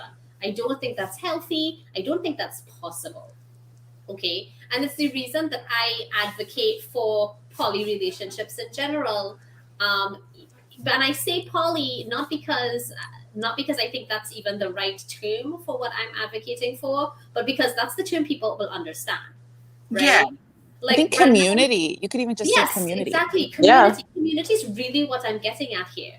You know, there is a whole relationship between me and Shayna that nobody in this world will ever be able to Replace. to shake a stick at. Like, you can't. There is no fire in this world that can compare to my love for this woman. All right, that's just the truth. And Brendan married me knowing that. Yeah, like this is a fact of life. You know. Yeah, this is our fellow husband-in-law. Right. You know, this is, but this is not a thing that is necessarily romantic and sexual in all the ways that it is romantic and sexual for me and Brenda, right? And in that same way, I think that, I mean, maybe there are things, but the point is that you can have a relationship with someone and you can share things with another human being without sharing that with other people, even if the other people you're not sharing it with is supposed to be a significant other, right? And it's one of the reasons that I'm not sure, like and that's why I do like actually breathe that idea of community or the word community more than using the word poly, because most people, I think these days, when they think polyamorous or polygamy, they're thinking specifically romantic and sexual or romantic or sexual relationships.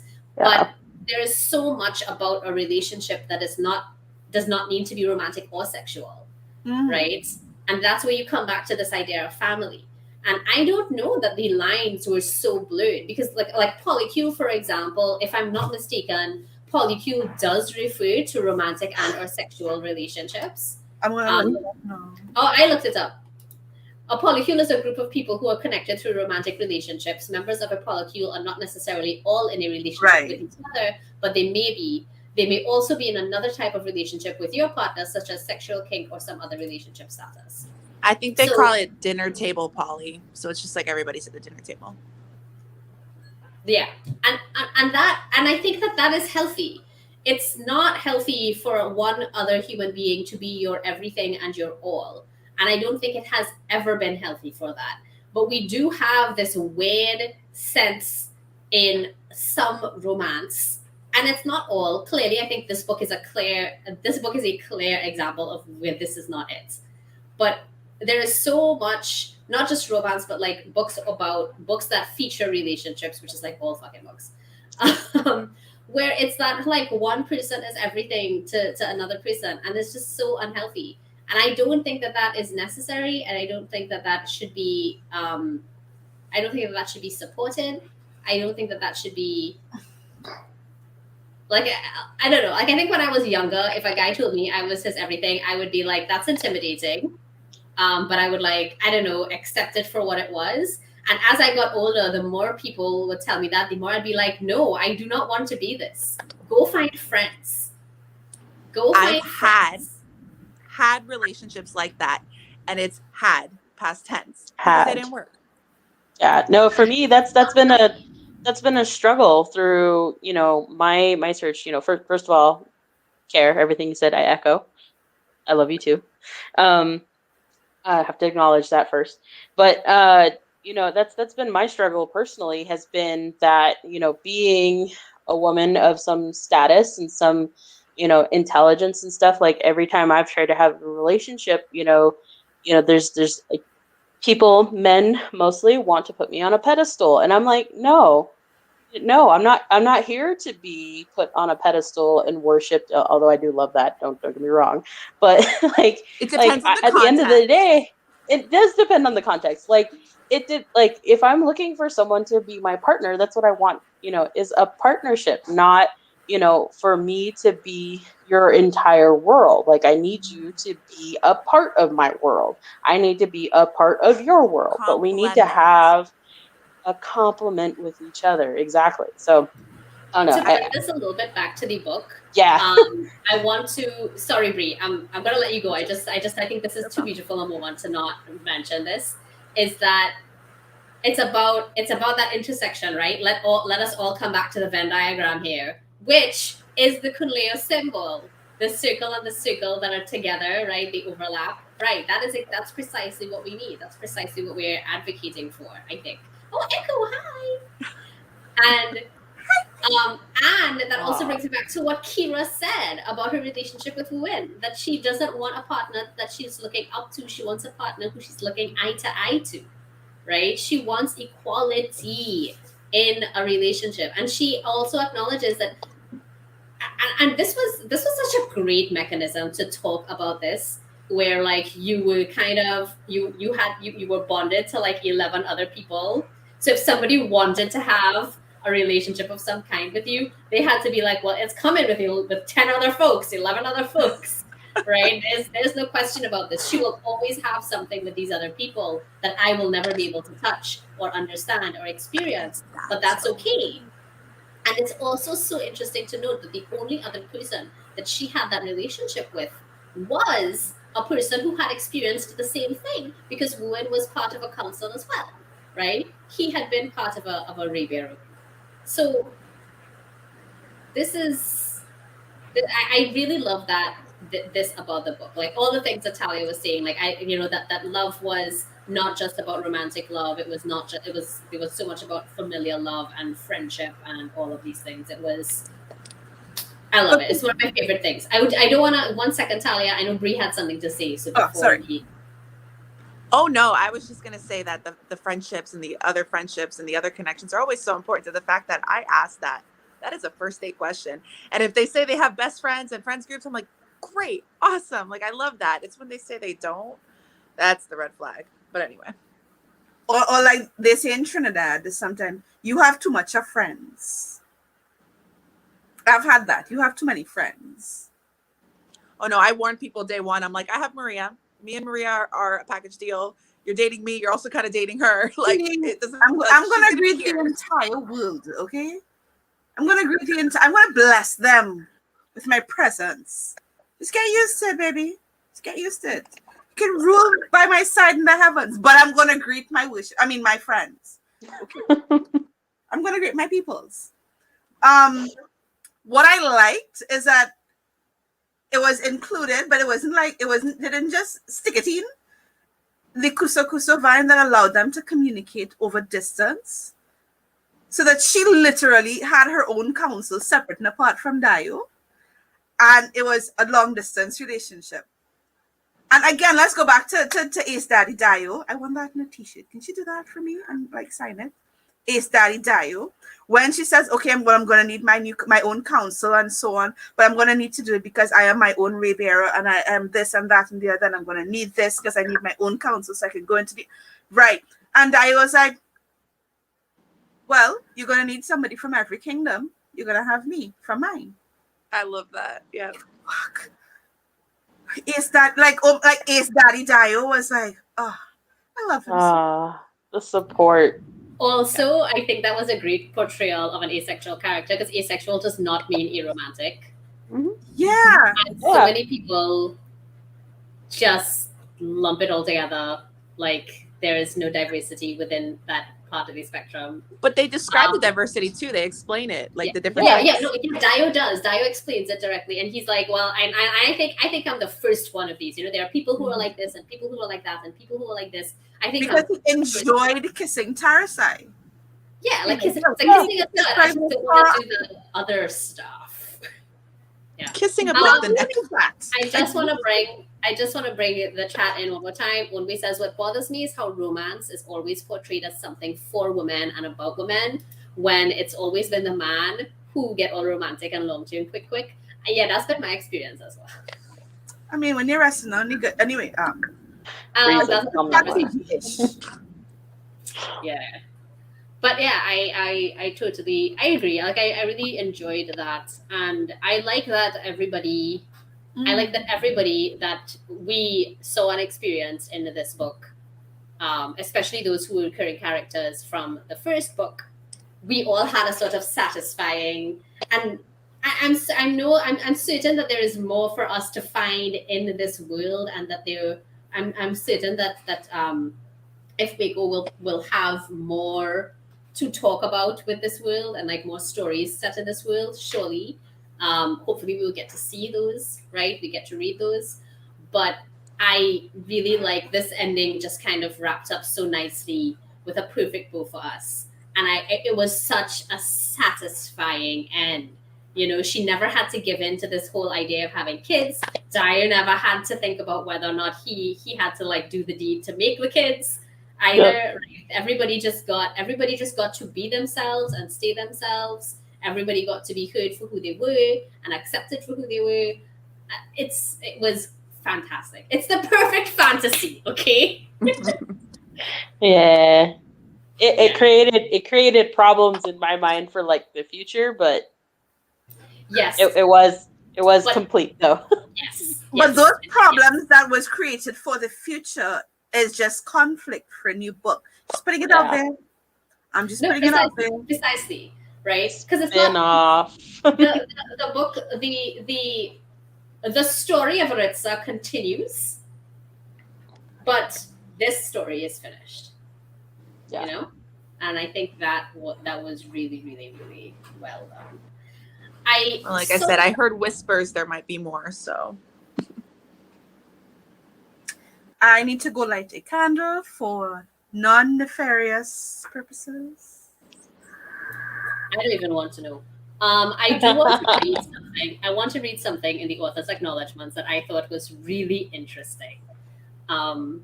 Because yes, this is a thing that I do now, read all the things, including the author's acknowledgements. I've always done that though. I don't always, usually, especially if I'm binge reading a series, I get to the end and I go straight into the next book. I just skip. all the things. No. I will even read like the stupid like photo like cover copy to like see like who developed the art for like the book covers, and there's some interesting details in there. Anyways, sorry, go ahead. Read No, it. no, no, Read it. you're good. You're good. Okay. So I'm not going to read the whole thing. I'm just going to read the part that I thought, the beginning. So not the part that I thought was interesting. I didn't think the whole thing was exactly what a notes and a plot twist should be. But so it says, Redemptor is the hardest thing I've ever done. Raybearer took me 12 years, but I had to write Redemptor, the first sequel I've ever attempted, in 9 months. During a period of brutal depression, a global pandemic that killed millions, the hastily rescheduled release of my first novel, and the largest Black civil rights movement to date in world history, abutted with violent state retaliation. There are pages and pages of this book I don't remember writing. Some days I would write, collapse in exhaustion, and wake to lines in my own handwriting that hadn't been there before. A year-long whiplash between grief, anger, and white-knuckled fear does strange things to memory. Tarisai's halo, in a way, mirrors the way our bodies have an instinct to carry difficult stories, but also to fade the ones we can't quite handle, at least not yet. Y'all, earlier. Oh wow, I did not realize how stank my glasses were until I did this. These need Yeah. cleaning. Yeah. Yeah. The fact that she wrote this in 9 months during the time that we knew it to be is that that's amazing. That's amazing. And the book was still this good. What is that? What is that? It's just so incredible. What I wrote in my on Twitter was that this book was a masterclass in authenticity. And I feel like she just stepped out of what she was expected to do. And she literally wrote from the heart. And she poured her heart and soul out into this. And she loved each character individually as their own, which is why their individual stories could have been told so well, and that we could be so invested in Sanjeet and Suin and all and even Zuri. I became very invested in Zuri's story as it gradually unfolded, right? And when she sat down and she started writing this, she put the characters as they were, with all of their flaws, with all their asshole behaviors, with all their vulnerabilities, with all their love-starvedness. And when she wrote that, she wrote this beautiful work of art, right? And it's like, I wrote that it was a masterclass in authenticity, and it's like, she had to be who she was as a writer. And sometimes, while I'm busy being myself, am I going to let someone else be themselves? Or am I so wrapped up in my own being, my own authenticity, I can't give space to someone else to be authentic? And yes, Tarisai made a lot of great decisions. She also made a lot of bad decisions. And the character driven story was driven by the other characters being themselves. And it's like that. I just kept going back to that little girl when she said, this is a story. What's the point of having a voice if you don't have a story? And she's like, and she wrote this, and she just bled ink all over the page, basically, and gave us this beautiful, beautiful gift. I'm not saying that she doesn't have skill, because I saw skill stitched, embroidered in this book. Like, it's hard for me to see rhythm, like when you put the lyrics of a song on a page without having heard the song before. I did not get that. Listen, I was dancing, and like I could imagine this thing taking place. That is how beautifully written her poetry was, and that poetry informed the beauty of her prose throughout the entire book, because she allowed herself to be vulnerable. She wrote stories that if you don't have the correct tropes, or the tropes aren't presented as it should be, it would have been thrown out. How dare you write polyamory into a young adult? What are you doing? But she wrote it and she got it published and she stood. And again, like this book again is be like, find yourself. Being yourself is not a static person to be. Being yourself is being aware that you're on a journey, right? You know where you're going, but take a look out the window at what's taking place as you travel on by. And that is, to me, that is the like the underlying theme of all of this, because that is what you see her questioning herself. You see her being questioned. But then when you're 16, you don't just get handed a set of values and knowledge. And when you're 18, you don't get a different set, and that you have to travel. And there are things that other people know that at almost 40, I don't know. But then there are things that people who are older than me, they'll never know, but I know. And that's what makes me very, very different. So every time Kia says, why are you this way? Because that is my story. That is my journey, right? And I love it when you ask me that, because, because that's kind of usually when I scream, why are you like this? I mean it in the same way that Bree follows up with don't ever change, or Seidel is it that follows up with don't ever change. Yeah, but like I know exactly why you're like this. Okay, this is a rhetorical question. Because I forgot to write the rules. I do wanna say though that we are coming up on our 2-hour mark. So if Talia, you can turn this into your closing thoughts, I would appreciate it, and then we can get everyone else to do that. I love this book. I love this book. I love the Raybearer. I think that they were beautiful companion pieces. I will read your grocery list. I will pay for it. I will buy it. I will read it. This book was clearly written on some trauma for you, and so I send you all of my love. Because I'm not a griot. I'm not that good. I can stutter, but I can't write poetry that good. Yeah, I really love this book. I love the themes presented. I love Ace Daddy Dio. I love my little griot girl. I loved the Songland Queen and her girlfriend. And I loved, oh my God, I just loved it. Okay, if I have to find something that I did not love about this book, is that it finished. That is what I did not love about this book, and I'm very upset about it, and I would love it if you could continue the story. And if you don't continue the story and you choose to write more, I am happy with that. Okay. Yeah, I loved it. I loved having read this book. I love considering that this is the follow-up to the first book we ever read. It holds a very, very special place in my heart for all of us. And I love that to have gone on this journey with you guys. So those are my closing thoughts. I love you guys. Shay, Bree, who wants to go next? I'll go next. So again, I can only comment on the first half of the book, but from what I heard in this past hour and a half, I am so excited to complete it and get the payoffs that I know you ladies got, because like I said, I'm kind of in the midst of like the frustrating, emotional, too much part, and I'm just like, come on, Tarisai, get your shit together, like be yourself.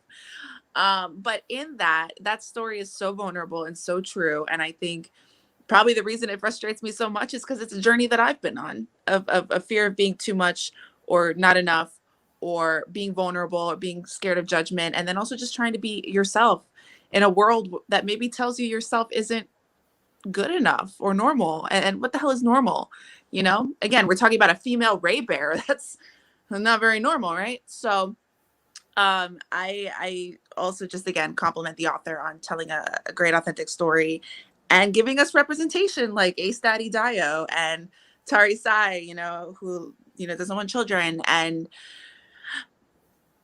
all in all, it's a beautiful story. I enjoyed Raybearer. I'm enjoying this one, and I can't wait to finish it and text you guys later and be like, oh my God, you were right, I'm going to drop my number, the private chat for you. It's true. We're all on WhatsApp. I just Exactly. refrained from doing a WhatsApp group because everybody's in too many WhatsApp groups already. But yeah, so love it.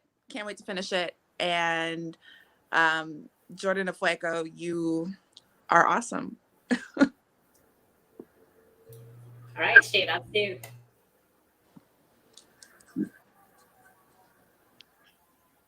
Shay, we can't hear you. Thank you. Forgot I was on mute. Okay. Let's see. I already said a lot of my thoughts kind of at the beginning of this chat that led to a lot of great, I think, side chats and we kind of wove around a lot of the ideas that I have. But I think just to kind of revisit some of the things I said, overall, first of all, I love this book.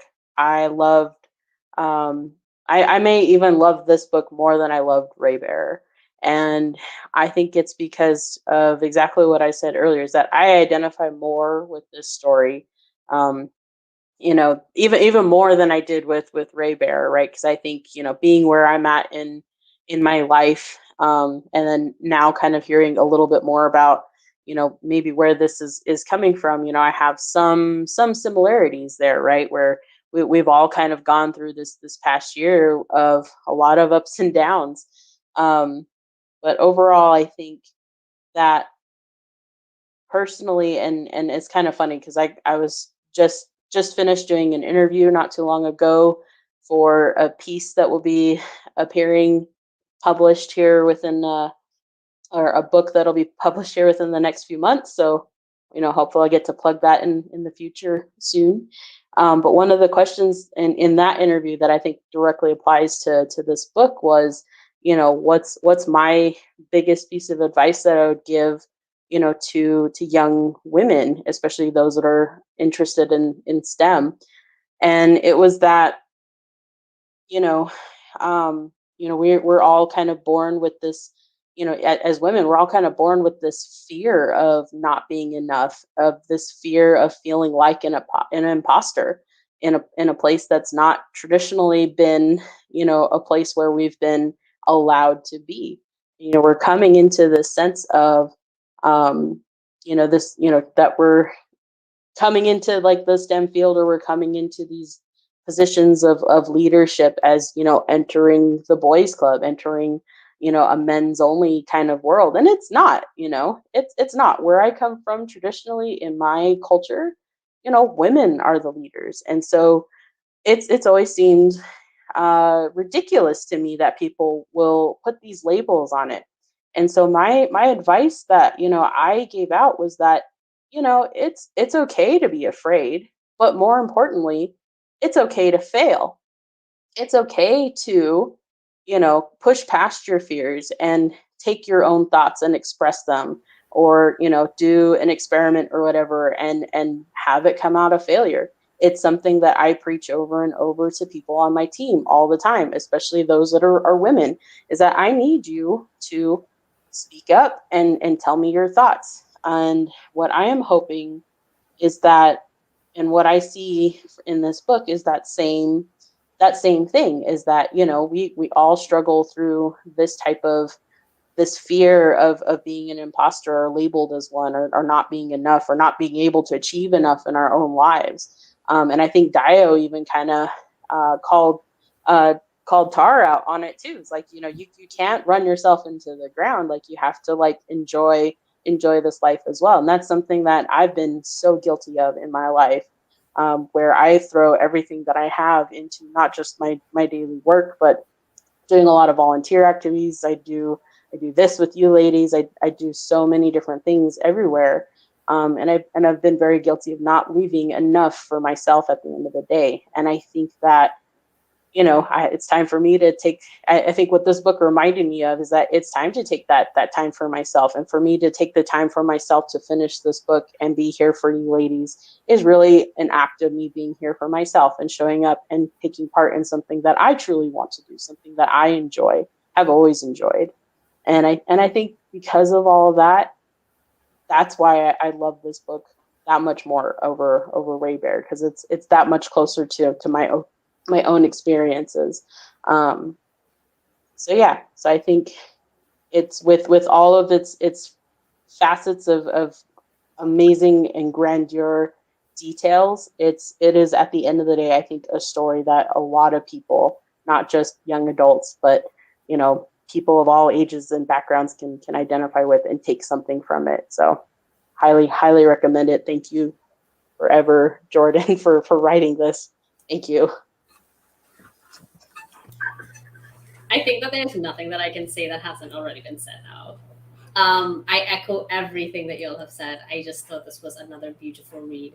Again, my favorite things about this were just the portrayal of relationships, romantic and non-romantic, all of those relationships that involved any kind of love or admiration, and all of those very realistic engagements around how people communicate and and I love that line. I love drawing that line between loving the idea of something and loving the reality of something. They're two very, very different things.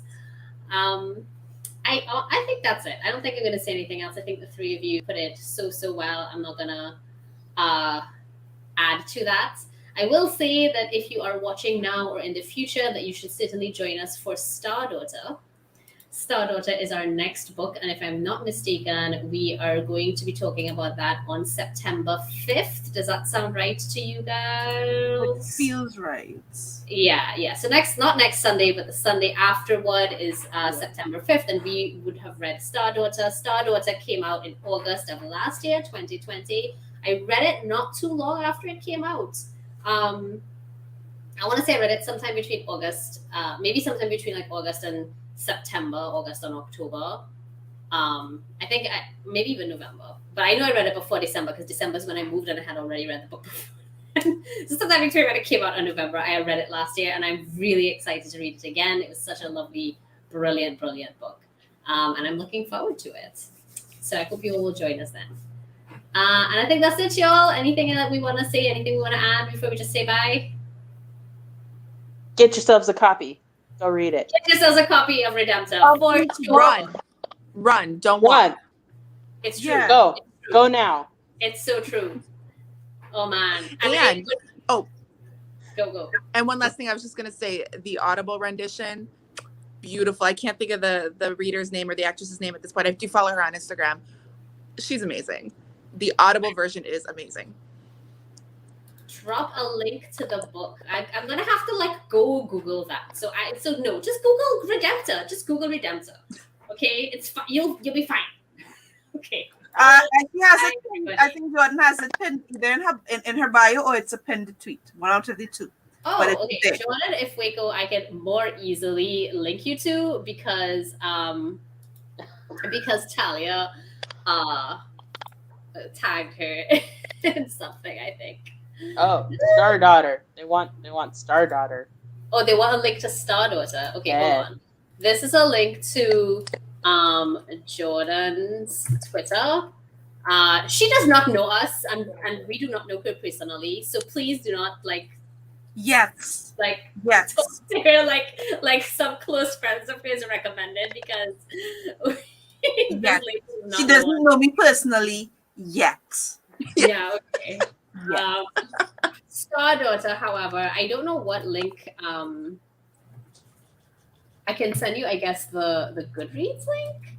Yeah. I'm having my own issues with Goodreads as well. I think I'm going to start using Storygraph. But this is Star Daughter. That's the Goodreads link. Okay. And it's great. It's fantastic. Onwe, I could literally just lend you my copy. You're fine. I could just do that if you promise to read it in time for me to get it back to read it a second time before next book club. Okay. So before 2 weeks from yesterday. Before 2 weeks from now. Before 2 weeks from now. Just give me. No, you're right. Before 2 weeks from yesterday. That's true. Yesterday. Yes. Yeah, because you actually need time to read it. I do. Having read it before, it will go faster, but Yeah. I still need. That's why I say yesterday. Yes. No. That's good. Right. Correct is right. I know you. It's true. All right. I'm going to end the broadcast now. Thank you all for hanging out with us, and we will talk to you in 2 weeks when we read